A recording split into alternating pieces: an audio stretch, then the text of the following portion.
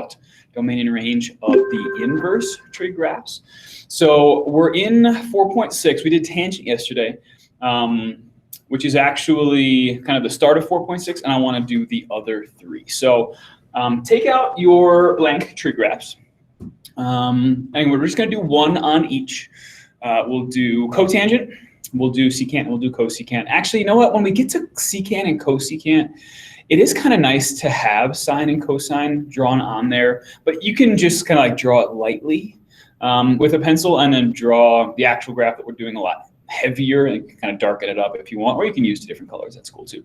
But when we get to our last 2 graphs in 4.6, we will definitely use sine and cosine, since we're going to do like 1 over sine and 1 over cosine to see what those look like. So if you want an extra color, you can do that. I just wanted to mention one other thing about registration stuff. Number 1, if your first choice that you picked yesterday, or if you haven't made that choice, please do that today.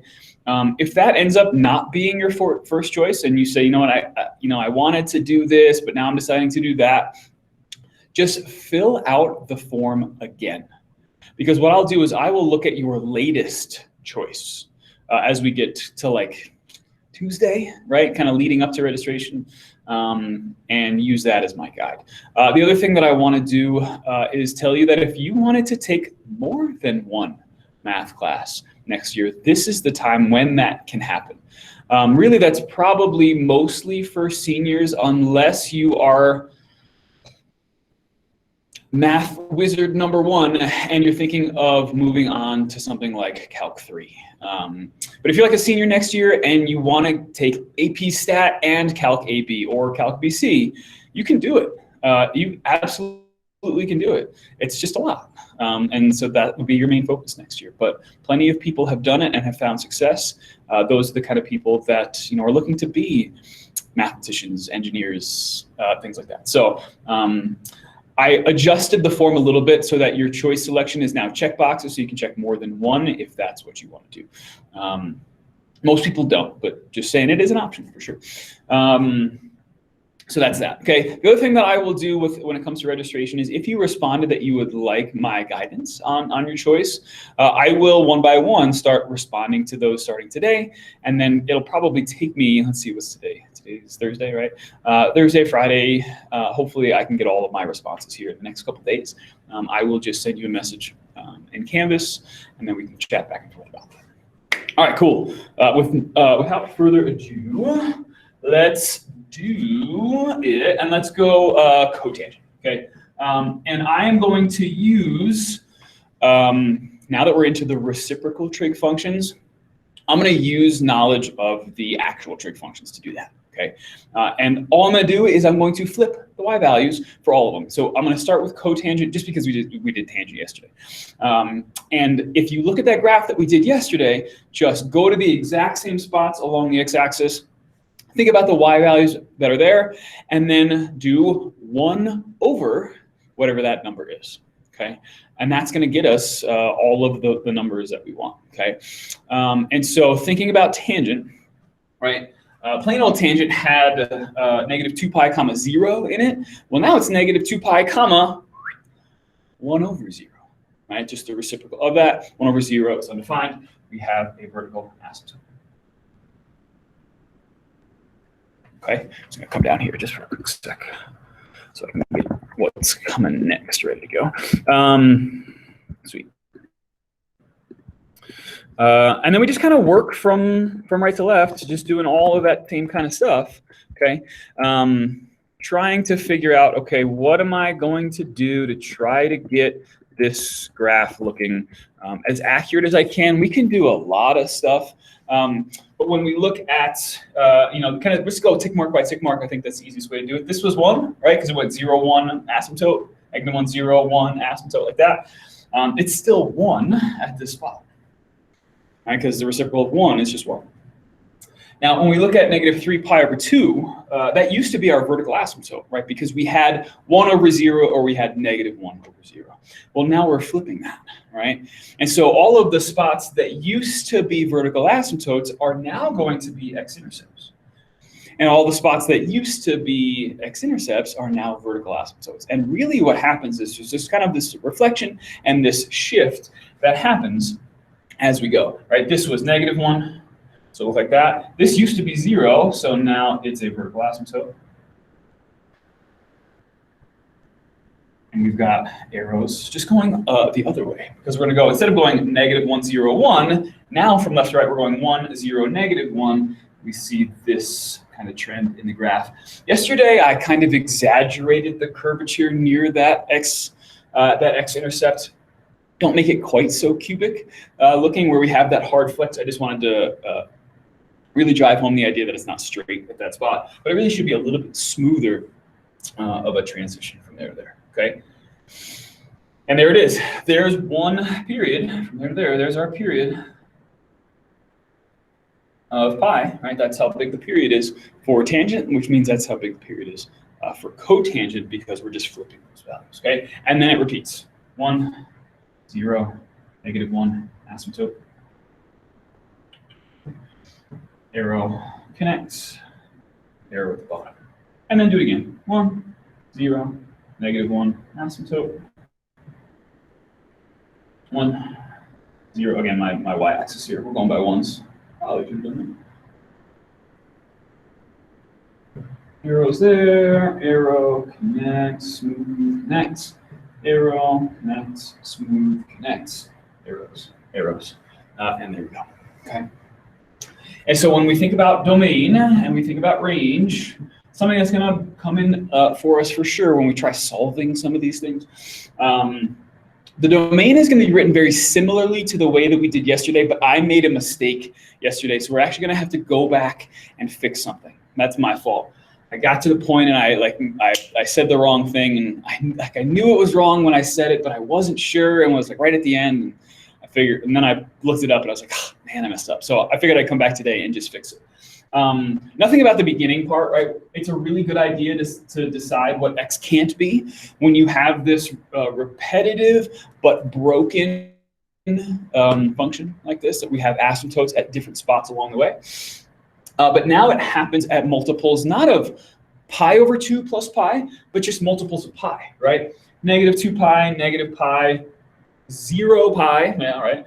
1 pi, 2 pi, 3 pi, 4 pi, all the way through there. So we can just call that n pi. And x cannot be equal to n pi, where n is a member of, is an element of the integers, right? I incorrectly put capital I there with the 2 lines going down. That's not the symbol for integers, and that's my fault. I completely spaced on that. It's the letter Z, not the letter I. So it's Z with 2 lines going down kind of like that. My bad. Okay. So go back to yesterday's tangent graph too, and cross that out or erase it if you use pencil and fix that. Sorry. Okay. Range is still going to be all real numbers going from -infinity to infinity, or you can just write the R. That's cool too. Because all the y values are going to show up somewhere. All right, not at every x value, but somewhere between -infinity and infinity, you can find an x value that can be there. Cool. So there you go. There's our first reciprocal graph. I wanted to just do the cotangent one because we just did tangent, and I knew I had to fix that letter too. Okay, I'm going to peek back at you guys for a second. I was looking at something else. Questions on that? We doing all right? Sweet. Cool. Have you seen that one before, or is this new? Because you said that tangent was something you'd seen. Is cotangent new? Laura says I've never seen it. Is that what that means? Sweet. Good. Yay. Good new stuff. Okay, new one. Let's keep going.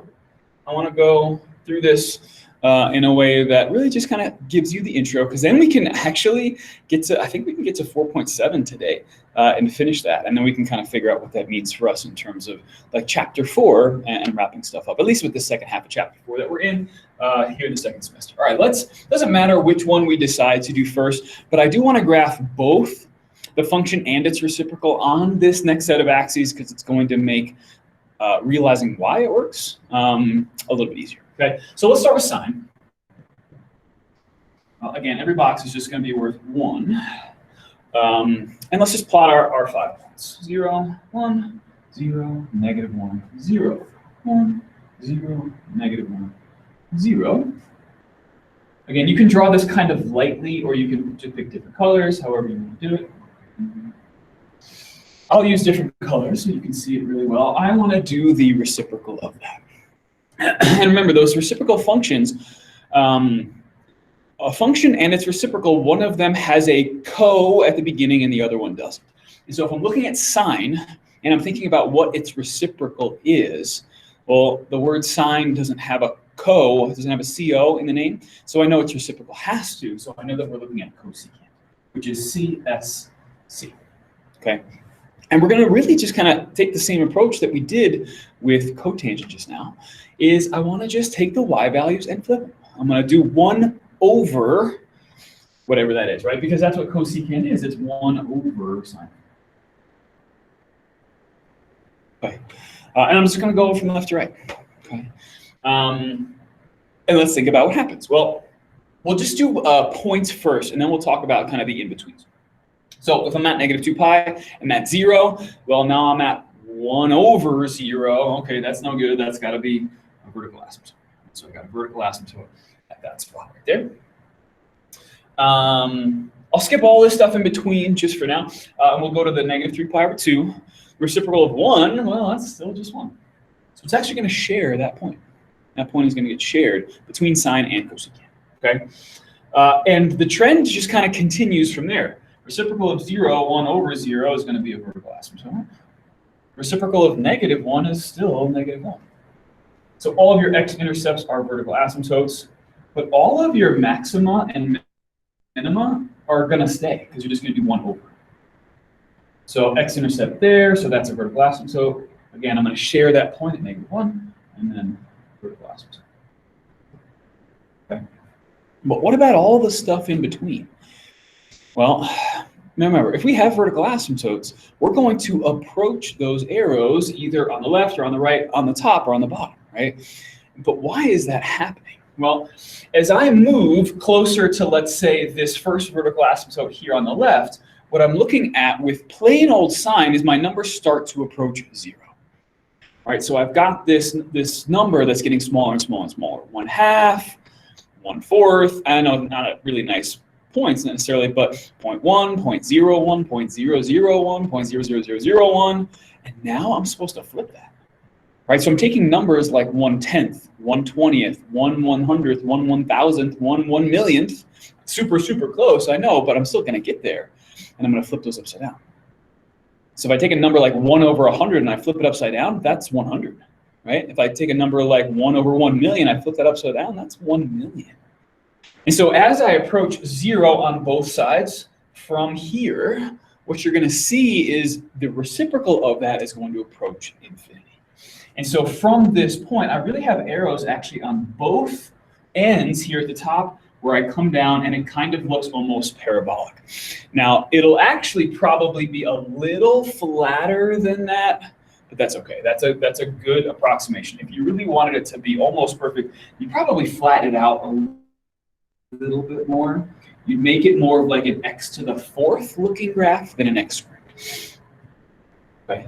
And that's true for all of these sections, right? I've got this point down here at -1, and as I approach 0, but from the negative side, the reciprocal of that is going to approach -infinity. The signs are going to stay the same because I'm just doing 1 over that, and I just kind of, I make it more of an x to the 4th kind of flattening. Oh, I wish that was a little more symmetric. Let's see if I can fix that.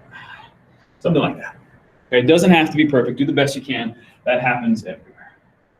If you're on the positive side with sine, you're on the positive side with cosecant, and vice versa when it comes to the negatives, okay?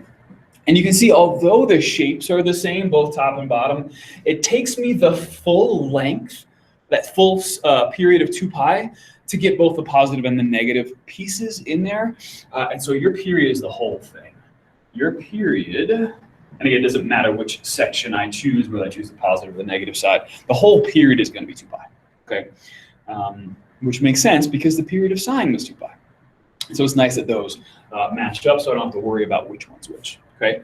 When we talk about domain and we talk about range, we want to see what kind of x values we can use, But again, with asymptotes, it's easier to just say which x values we can't. This is again going to happen at multiples of pi because those are all of the spots where you're running into the x-axis with regular sign. So it's actually the exact same domain as cotangent, the one that we just did. So x cannot be n pi, where n is an element of, that's an element symbol, the integers that capitals. Okay. Now that n is an element of z is a little redundant.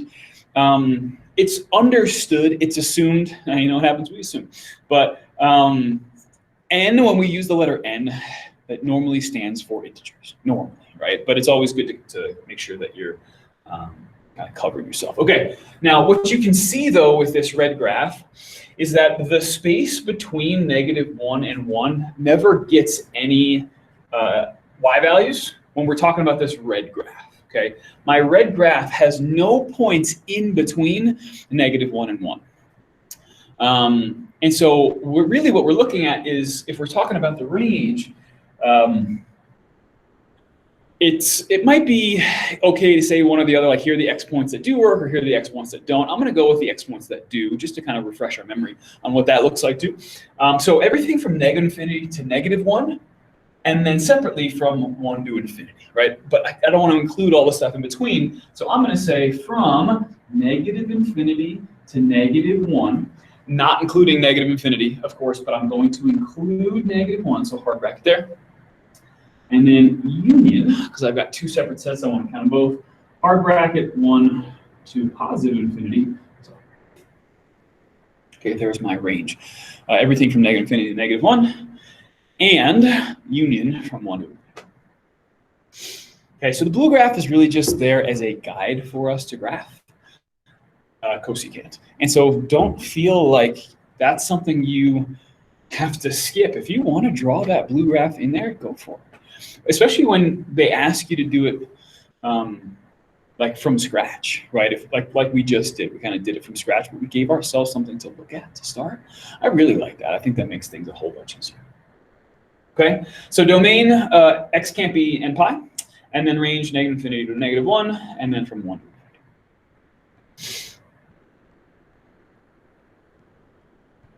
Sweet. Only one more, and then 4.6, almost done, almost done. So I'm gonna erase all of this, and we'll go, stick with the same color scheme for some work. What did I do? Did I do blue? Yeah. Y equals cosine. I'm gonna use that as a guide for me to try to get secant done. Okay, so we go, again, a scale of 1 is a good one. 1, 0, -1, 0, 1, 0, -1, 2. Some nice curvature to it, flatten these things out.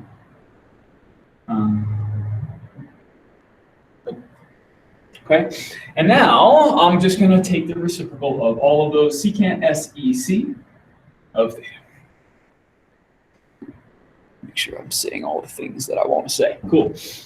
I'm also going to go back and just remind us of the domain for sine and cosine, because we're going to need that when we start looking at inverses. Okay. All right, so I'm just going to flip everything, right? All of my x-intercepts are now asymptotes. So I'm going to draw those in, because I can draw those in pretty quickly. So any spot where you run into the x-axis and your blue graph is now going to be a spot where on our red graph we have, we have an asymptote. All of the points that we marked off, the ones and the negative ones, we're just taking the reciprocal of that, so that's going to be the same. So I'm going to mark those again.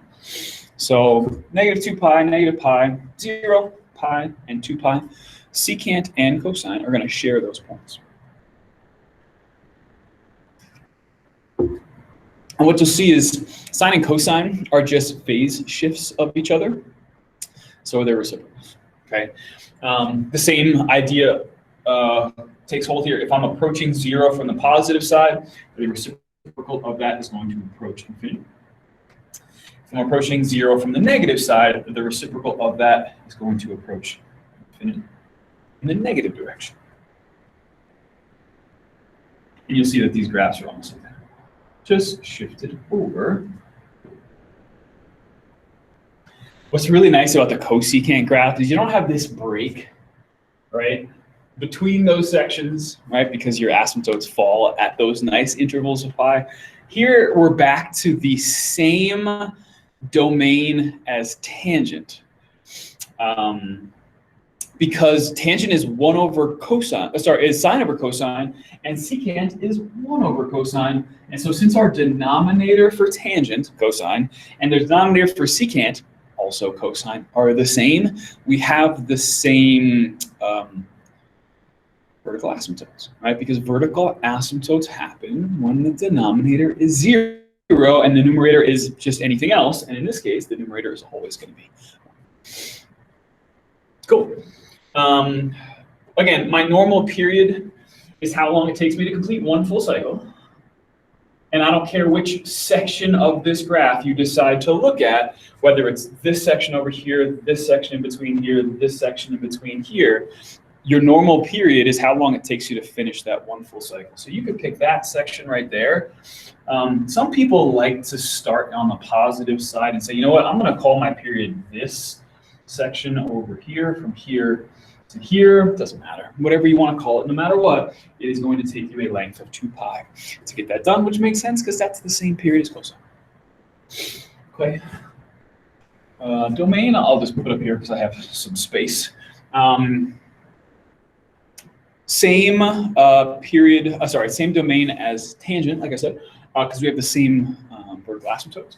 So x cannot be that pi over 2 plus n pi, again, if we want to write it, where n is an element of the integers. Hopefully that green shows up okay. Let me look at that. It's not too bad.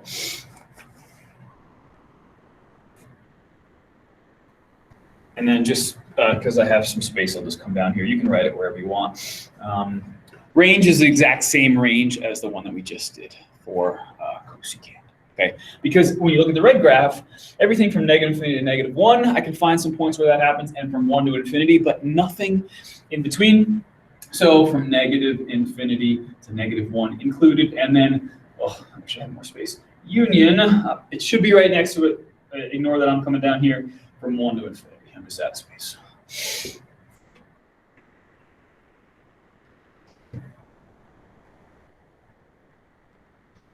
Ta-da. There are the remaining trig graphs. And you just have to be able to recognize them if you can, or at least be able to kind of recreate them if that's something that you can do, okay?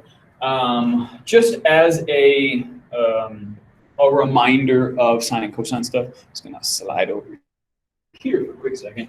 Sinusoid. So this is not necessarily attached to this graph. I just want to leave it up in case people are still writing stuff down.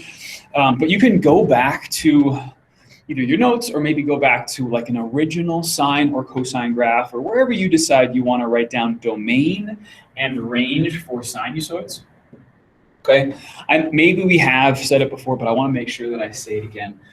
Domain is all real numbers. I can plug in any number that I want and get a y value back. But the y values that we get back are stuck between -1 and 1. Okay, that's for sine and cosine.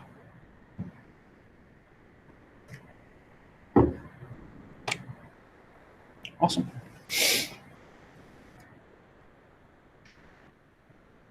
There you go. All right. There's actually one more thing that does show up in 4.6 that's really more like we're not going to solve it. I'm not going to ask you to graph these by hand. I'm probably not even going to bring it up in a major way after today. I just think they're really cool that we can do this kind of stuff.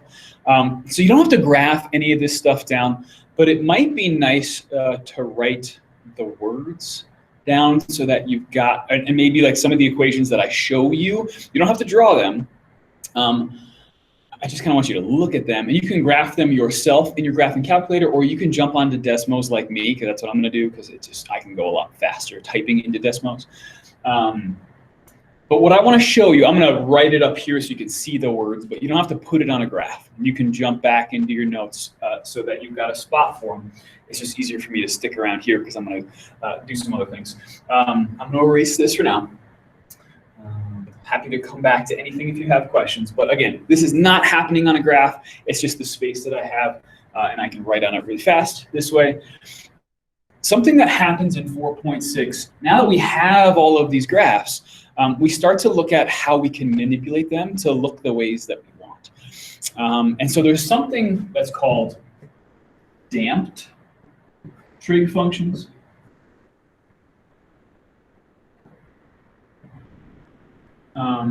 That allow us to kind of mess with size and space and have them grow and shrink the way that we would like. Because there's so much repetition, and usually what we just look at are the sinusoids. Because those have that nice wave feature to them, I want to mess with some of those waves, okay?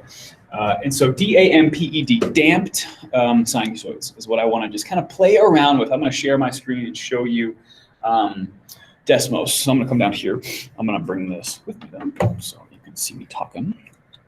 Again, you don't have to solve anything here. You don't have to go super, super crazy with this, but I just think these are really cool to look at.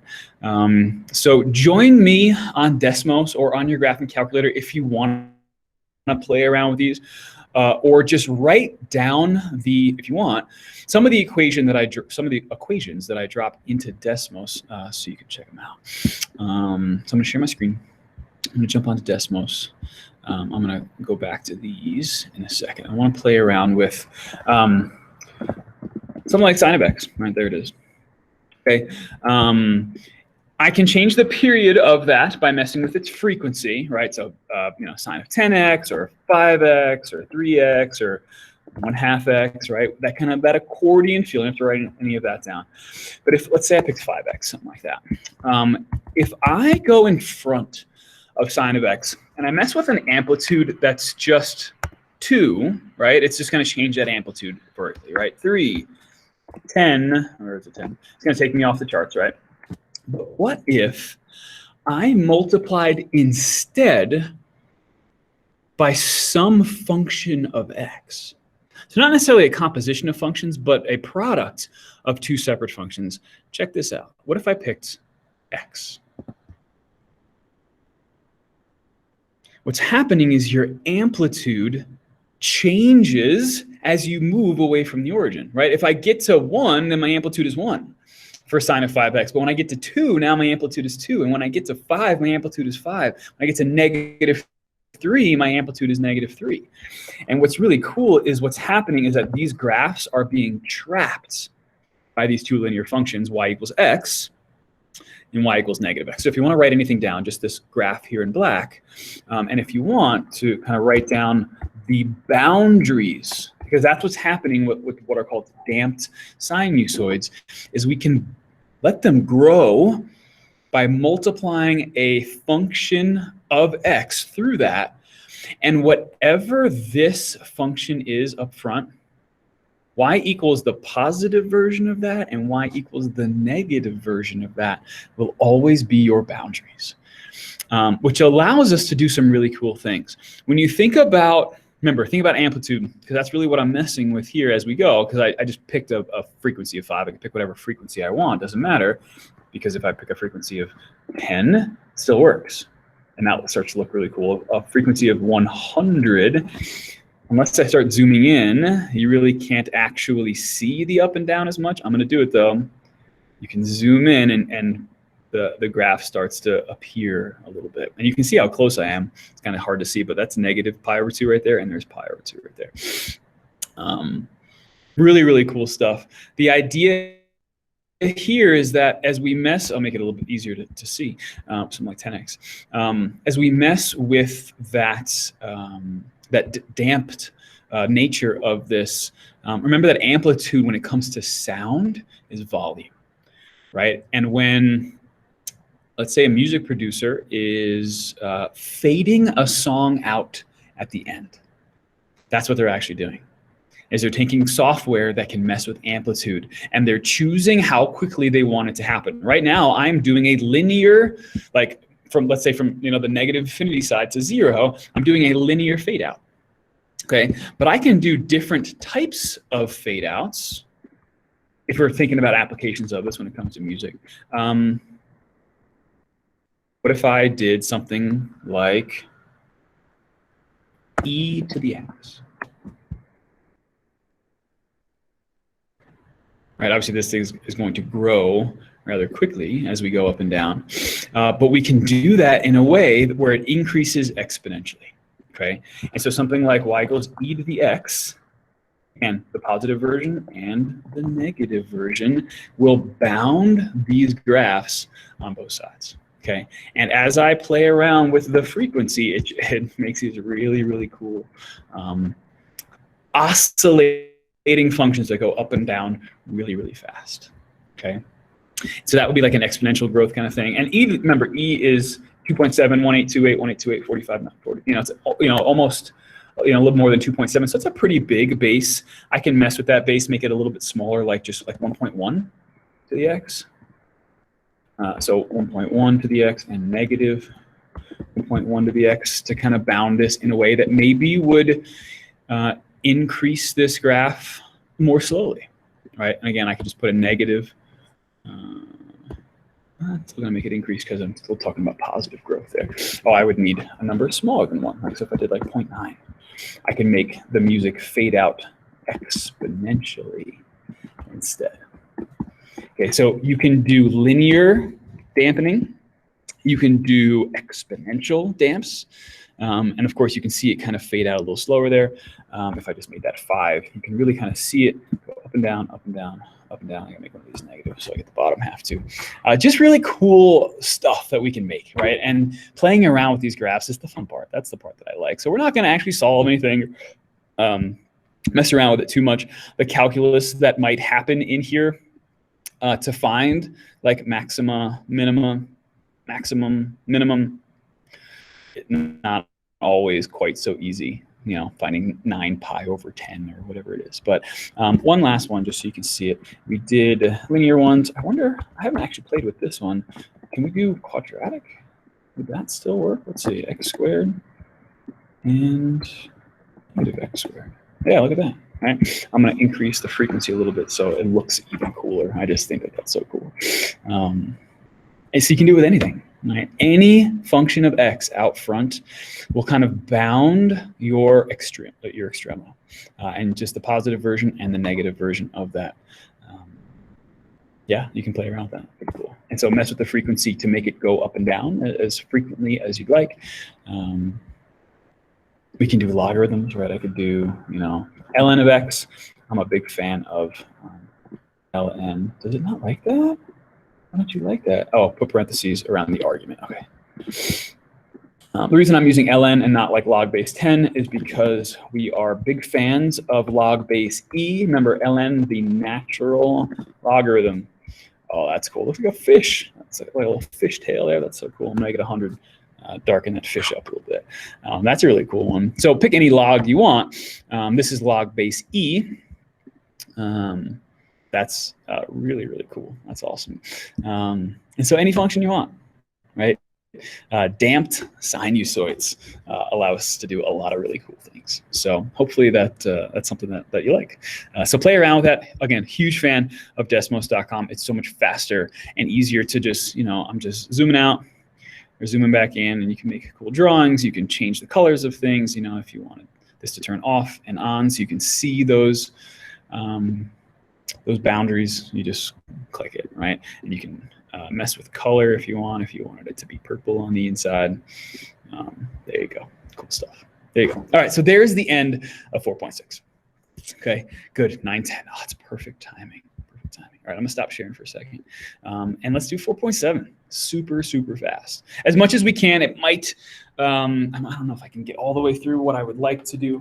But what I am not going to, what I'm not going to stress too much is being able to graph inverse trig functions by hand just yet. I would rather you understand them a little bit more. And so what I'm going to do, I'm just going to hop down here real quick so I can give myself a point of reference to teach you from. I have to change some of the notation that you've seen before. I'm just writing something in Desmo so I have pictures to look at. And you can do the same. I'll show you what those look like here in a second. Okay, cool. Here we go. All right, so again, you don't have to, we're definitely not drawing these on these graphs, okay? So in order to make that super clear, I am going to just go back to the whiteboard on here to write some things down about what's gonna happen. Whoa, it's a big whiteboard. In 4.7. Okay, we'll see if we can get it all done. Today's Thursday. We'll see. I'll figure out maybe if I can get you to do something on your own tomorrow as your work for the day to get you there. Okay, so we're talking inverse trig. Okay, inverse trig functions. That should say trig. Looks like a fig. There we go. Inverse trig, T-R-I-G. Inverse trig functions. And we really just focus on inverse sine, inverse cosine, and inverse tangent, okay? But what I need to do is I'm way more worried about the notation being accurate and also introducing you to a new name than worrying a ton about the graphs, but the graphs, we're gonna have to have an idea of why they work the way they do. So I'm going to start with a function. I'm just putting y equals, you can call it whatever you want. Inverse sine. So there's the symbol for inverse sine, right? Inverse sine theta. But what I need to do is I need to give you a equivalent notation for that. That doesn't include that little -1, because sometimes the -1 can be a little misleading because we think of exponents of -1 not necessarily as inverse, but as reciprocals, right? If I take x to the -1, that really means 1 over x, or x to the -2, that's 1 over x squared. And so to connect the idea that when we deal with inverse trig kind of functions, remember over here just for a second that, sorry, not y equals, that when we talk about, like, I did it again, we got y equals in the brain. When we talk about sine of theta, right, that is equal to some reciprocal, some proportion that has to do with points in space, right? And usually those points in space are on the unit circle. But in general, what we've got is y over r, right? And usually r has just been 1, which is why it was just y, but it's y over r. And so the issue that we have to kind of keep in mind is that when we do inverse trig, we're not putting in an angle. That right there is not an angle anymore. It's the ratio that gives us theta back, okay? And so the thing that we have to do is we have to realize that I can't really use theta inside there. When we talk about inverse trig functions, it cannot be represented by like the x-axis being theta and the y-axis just being y.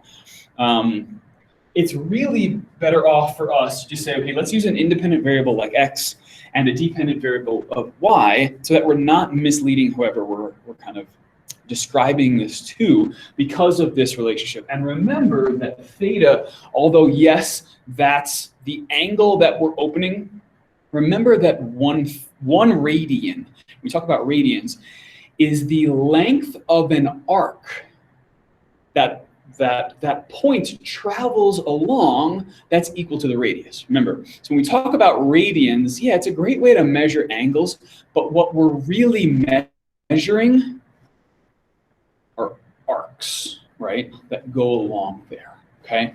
And so that's why the notation that I'm about to write down now kind of speaks to that as a reminder for you, okay?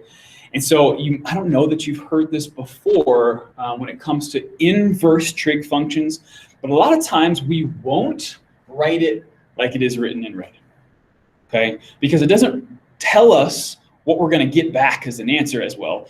And it's also maybe a little misleading because of that -1. So we take both of those issues and we get rid of them all at once by introducing a new notation that has the word arc in it and doesn't have that -1, okay? So what you're going to hear me say as often as I can remember to say it is not inverse sine of x. Instead, let me go to blue. Arc sine of x. Okay, the red equation and the blue one are one and the same. Okay, it's just a different notation. It's like saying x to the -4 is 1 over x to the 4th. They mean the same thing. One is just written in a way that we like a little bit better, the 1 over x to the 4th, right? That doesn't have a little -1, and it tells us exactly the kind of function we're dealing with, okay? So what I want you to really start focusing on using when we deal with inverse trig functions is saying things like arc sine rather than sine. So that's the whole name of the function, arc sine, one kind of long word, okay? Same is going to be true for inverse cosine. So this just kind of exists up there, okay? So if we have this function cosine up to the -1, which is so misleading. Again, I can't use theta, I have to use x, because I'm actually going to get theta back, right? My y values are going to be thetas. My x values are going to be those proportions. I'm not going to use that. I'm going to instead use arc cosine. Okay, but it means the inverse of cosine, okay? And then same thing with tangent, okay? Y equals the inverse tangent of x. No, we're not going to call it that. We're going to call it arctan. Okay, so always use arc sine, arc cosine, and arc tangent as your vocabulary that you say out loud, and also the notation that you use when you write it down. Okay, and what that means for us is that when we graph these things, our normal trig graphs are actually sideways because the x's and the y's, right, my thetas and my values that I got back from that are now going to have to switch spots. Remember, when we have inverse functions, x and y switch, right? And then we solve for y, and there's our inverse function. Well, when we do that, we are actually switching the x and the y axis as well. And it really didn't make much of a difference to us graphing the inverse of a parabola or the inverse of a polynomial or the inverse of whatever, because it was always just x and y, and usually our scale was the same. Oh, every box is worth 1 left and right and worth 1 up and down. Now what we see is that our x-axis that was made up of multiples of pi, right, pi over 2s and pi over 4s and whatever, and a y-axis that was integers, those now have to switch. And what we've got are graphs whose x-axis is made up of integers, or fractions of integers. That's cool too, as long as it's rational. But our y-axis, because we're going to get theta back, those are going to be multiples of pi, up and down. Okay, but I want them to still be functions. And so when I think about graphing something like sine, it's a function because the y values, although those repeat, for given x, I'm only going to get 1 y value back. But now when I switch that graph, like you can imagine, so I'm not going to actually put this on a graph just yet, but you've got this sine graph that kind of goes like that. It is definitely a function because it passes the vertical line test. But this graph is not 1-to-1, which I think we talked about, right? Because it does not pass the horizontal line test. And so the issue that we run into when we talk about inverse sine, so arc sine, when I think about graphing the function y equals arc sine of x, I can't use the whole graph because the inverse of that, well, I should have drawn that a little bit, a little bit more accurately. But the inverse, like if I just took the inverse of that, it would go on forever, just like that. And so what we need to do if we're going to try to graph this function is we have to take a section of this graph where the y values don't repeat, okay? And so what I'm going to do is I'm going to just chop this infinitely long function. And so let's say this y equals sine of x. I'm going to go back to x and y just so that we can stay a little consistent. Y and x, there we go. I have to chop this blue graph into a small section so that I can take just a piece of it so the y values don't keep repeating. Again, I could have put that red line anywhere and we would get repetition in the y values. I gotta chop it into a smaller piece. And so the section that we're going to choose for inverse sine, so arc sine, again, you don't have to put this on graph paper necessarily just now. I just like you to know what it looks like. Is a section that I think is a nice one to choose. The section that starts here and goes to here. From negative pi over 2 to pi over 2. Okay, our sine graph goes on forever, but our arc sine graph cannot if we want it to be a function. And it's nice to just graph functions. So then, because you give me an x value, I give you one y value back. I don't get multiple y values for the same answer. And so when I think about graphing arc sine, what's going to happen is that all of the points along the way, so negative pi over 2, comma negative 1, 0, 0, pi over 2, comma 1. So there's negative 1 right there. Those x and y values are going to switch. Okay. And I'm just going to share my screen with you down here so you can see what it looks like. I am going to choose that section. Oh, wait, hold on. Why didn't it do what I wanted? Hold on one second.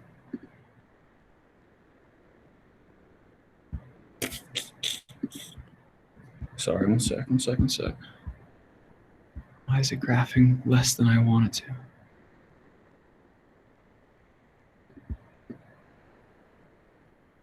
Oh, that's why. Duh, silly me. Okay, now I'm ready. Now I can share. I'm like, why isn't this working? Okay, now I can present. It's because my scale is off. Let me show you why I was freaking out. I looked at Desmos, where I was graphing arcsine. Come down here so you can see me talk. I was graphing arcsine, and I'm like, why isn't it going to the grid line at the very end? Why isn't it going from negative pi over 2 to pi over 2? Well, that's because the x and the y values, they have to switch. And so I have to switch my scale too. I got to go to this little wrench over here. My x-axis needs to go by steps of 1. My y-axis has to go steps. And look, I'm going to put pi. Look, p. I type of I, changes it to pi for me. I'm going to do pi over 2. And there we go. That is arcsine. And so you can just sketch that graph somewhere. You've got this point down here, negative 1 comma pi over 2, because it used to be negative pi over 2 comma negative 1. This point, 0, 0, still 0, 0, because we're switching x and y. And there's 1 comma pi over 2. And it's got this little kind of, that same kind of curvature to it, kind of like tangented. You kind of come up a little faster. You go through softly and easily, and you make it to here. Okay, and look how I wrote it, right? Arcsine, right? I didn't put sine to the negative 1. Would that still work? Let's find out. Sine to the negative 1 of x. Of course it will. It's the same function. It's the same idea. It's just easier to understand notation when I just type in arcsine like that. Okay, and so what I want you to know is what the domain and range is for something like arcsine. Okay. The domain of arcsine, okay, is from negative 1 to 1, just like the range of sine. But my domain of sine was negative infinity to infinity. I can't use that range here because it would just go on forever. So we bound it from negative pi over 2 to to pi over 2. I'm just going to take 1 minute extra of your time just because I want to show you arctangent and arccosine. Okay, so I'm going to stop sharing just for a quick sec so you can see the domain and range, so you can write that down. And then I'm just going to show you arccosine and arctangent. Just so I can tell you about it, I am going to upload, I'm going to put this on tomorrow's announcement. I'm going to put domain range for arcsine, arccosine, and arctangent. So you've got it all in one spot. Same thing that happens with arccosine, that happens with sine, is I have to pick a section of cosine. So say there's my cosine graph that goes on forever. I need to pick a section where this graph doesn't repeat y values. So we go from here to here. We go from 0 to pi. Okay, which is why you can see your range for arccosine is from 0 to pi. That happens between -1 and 1. Right, so the domain, same thing, -1 to 1. It's just the range that has to be adjusted. Okay, and then again, you can mess with this yourself and add to your notes if you need to, but I will put it all together for you tomorrow. For arctangent, it's a little bit different, right? Because the range of arctangent was -infinity to infinity.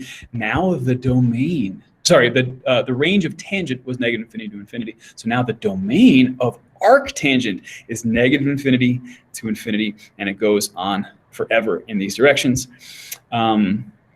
Again, we just want to pick one period of tangent so it doesn't repeat itself over and over again. And so we pick the period from -2 pi to 2 pi. So usually my domain, right, I went from like pi over 2 to 3 pi over 2, or 3 pi over 2 to 5 pi over 2, or from -pi over 2 to pi over 2. Okay, so I'll write all that stuff down so you can, guys can get to your next class. And nothing you need to do for me before tomorrow, but I will, I wasn't sharing my screen, you couldn't see it, I'm the worst, hold on. You guys, somebody's gotta stop and tell me. No, I'll get you guys out of here, sorry. I'm trying to go fast so that I can wrap up chapter 4 so we can do some stuff with it tomorrow. I just wanna show you what I'm looking at. I was pointing to stuff on Desmos and you guys are like, what is he talking about? There's arccosine, okay, from -1 to 1 and from 0 to pi, which is exactly the opposite, where I switch domain and range, and pick a section, right? Pick a section 0 to pi, so that would have been my domain, now it's my range. And then for arctangent, the range used to be -infinity to infinity, now that's my domain, this graph goes on forever. And I pick one period because there's no repetition there, right? There was repetition in a period of sine and a period of cosine, which is why I had to chop that period in half. With arctangent, my period is just a period of pi, so from -pi over 2 to pi over 2, but I can't include those because that's where my asymptotes would be. Okay, so actually I had vertical asymptotes with tangent, so now I have horizontal ones with arctan. Okay, good. Sorry to take a couple extra minutes. See you tomorrow. Actually, no, I won't see you tomorrow. Nothing live tomorrow. Just check Canvas. I'll let you know what I would like for you to accomplish while we're gone, but nothing live, okay? Check your messages. If you want to talk about what class to take next year, I will respond to you between today and sometime tomorrow. Okay, thanks. See ya. Thank you. Have a good day. You're welcome. Bye.